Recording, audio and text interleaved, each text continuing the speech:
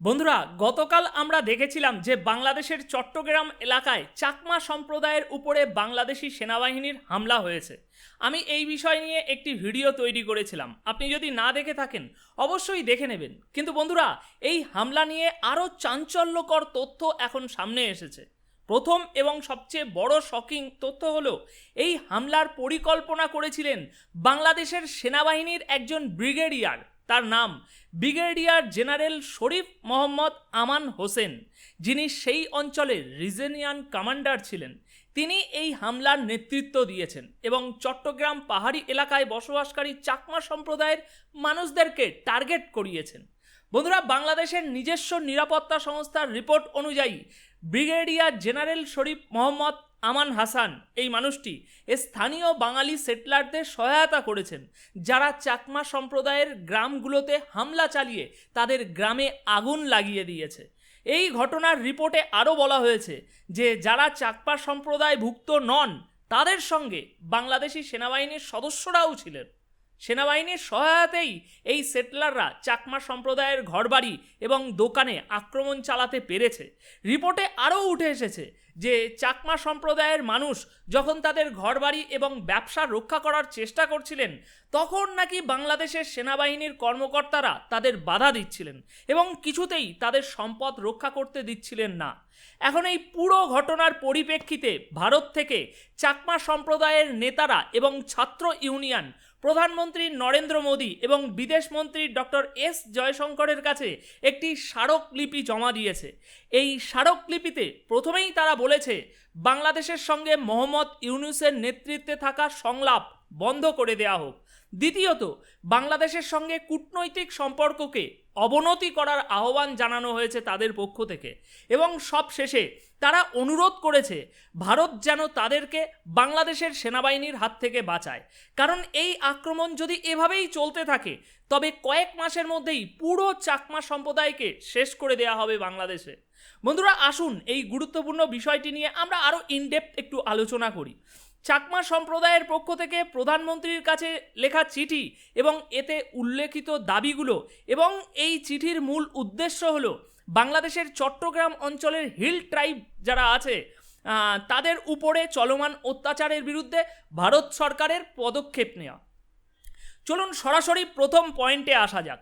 বন্ধুরা, ভারতে চাকমা সম্প্রদায়ের মানুষ বিশেষত মিজোরাম এবং কিছুটা অরুণাচল প্রদেশে বসবাস করে, আর সম্প্রতি তাদের নেতারাই এবং all India Chakma student union, এই দুই পক্ষ মিলে প্রধানমন্ত্রী নরেন্দ্র মোদী এবং বিদেশমন্ত্রী ডক্টর এস জয়শঙ্করকে একটি চিঠি লিখেছেন। আর সেই চিঠিতে ভারত সরকারের কাছে অনুরোধ করেছেন যে ভারতের উচিত বাংলাদেশের অন্তর্বর্তীকালীন সরকারের সাথে যে কোনো ধরনের সংলাপ বা বৈঠক বন্ধ করা, যতক্ষণ না বাংলাদেশ সরকার চট্টগ্রামের পাহাড়ি উপজাতি এবং সংখ্যালঘু সম্প্রদায়ের নিরাপত্তা নিশ্চিত করে।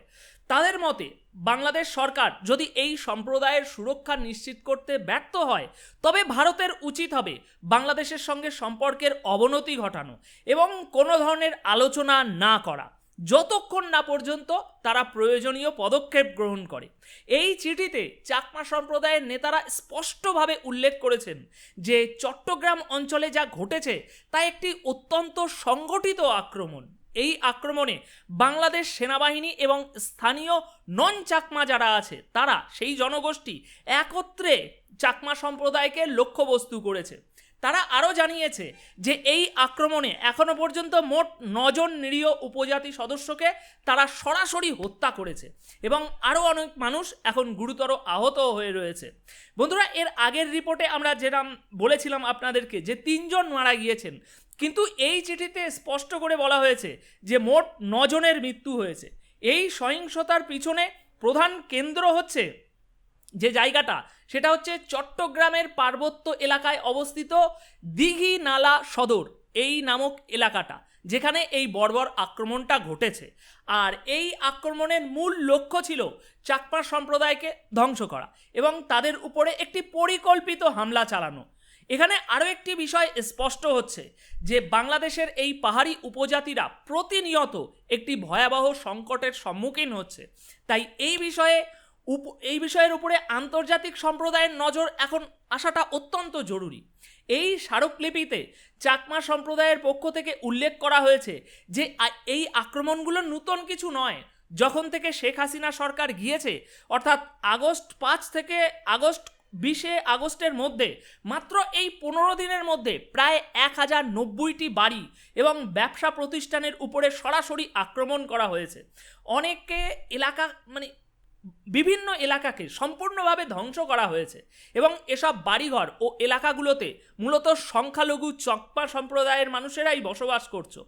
যদিও এর আগেও সেখানে এই ধরনের সহিংসতা দেখা গিয়েছে, কিন্তু সবচেয়ে ভয়াবহ আক্রমণটি ঘটেছে 19শে সেপ্টেম্বর, যখন 100টিরও বেশি বাড়ি এবং দোকান আগুন লাগিয়ে দেওয়া হয় এবং অনেক মানুষকে হত্যা করা হয়।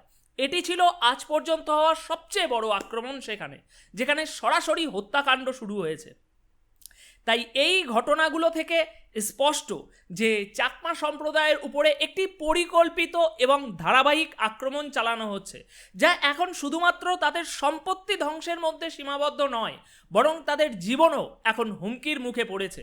এই আক্রমণের মূল কারণ 18ই সেপ্টেম্বরের ঘটনায় নিহত এক ব্যক্তিকে নিয়ে। যখন চট্টগ্রামের চাকমা সম্প্রদায়ের উপরে বারবার আক্রমণ হচ্ছিল, তখন চাকমা সম্প্রদায় তাদের নিজস্ব অধিকার ও স্বতন্ত্র পরিচয়ের স্বীকৃতির দাবিতে একটি মার্চ ফর আইডেন্টিটি আয়োজন করে, আর এই মিছিলে প্রায় 40,000 উপজাতীয় মানুষ অংশগ্রহণ করেছিলেন। আপনারা দেখতেই পাচ্ছেন এই ইমেজে, এটি সেই মার্চ যা চাকমা সম্প্রদায় আয়োজন করেছিল। তারা মূলত দাবি করেছিল যে তাদের অধিকারগুলোকে স্বীকৃতি দেওয়া হোক এবং তাদের স্বতন্ত্র পরিচয়কে বাংলাদেশ সরকার দ্বারা গ্যারেন্টি দেওয়া হোক, এটাই তাদের দাবি ছিল। কিন্তু 18ই সেপ্টেম্বরে এই শান্তিপূর্ণ আন্দোলন শুরু হওয়ার পরপরই 19শে সেপ্টেম্বরের সন্ধ্যায় নেমে আসে ভয়াবহ আক্রমণের ঘটনা, যেখানে 100টিরও বেশি বাড়ি এবং দোকানে আগুন লাগানো হয় এবং অনেককে হত্যা করা হয়। বন্ধুরা, এই ঘটনাগুলো স্পষ্টভাবে ইঙ্গিত করে যে চাকমা সম্প্রদায়ের দাবি এবং আন্দোলনকে দমন করার জন্যই এই আক্রমণ করা হয়েছে। এটি শুধু তাদের পরিচয় এবং অধিকারকে অস্বীকার করা নয়, বরং তাদেরকে সম্পূর্ণভাবে নিশ্চিহ্ন করার একটা পরিকল্পিত প্রচেষ্টা। এই হামলার আরেকটি কারণ ছিল একটি স্থানীয় বাঙালি সেটলার যার নাম মোহাম্মদ মামুন। সে ওই এলাকায় চুরি করে পালানোর চেষ্টা করছিল, আর সেই সময় সে মারা যায় এবং পরে এই ঘটনাটাকে একটা অজুহাত হিসাবে ব্যবহার করা হয়, যার ফলে আদিবাসী চাকমা সম্প্রদায়ের উপরে এই নৃশংস হামলা শুরু হয়।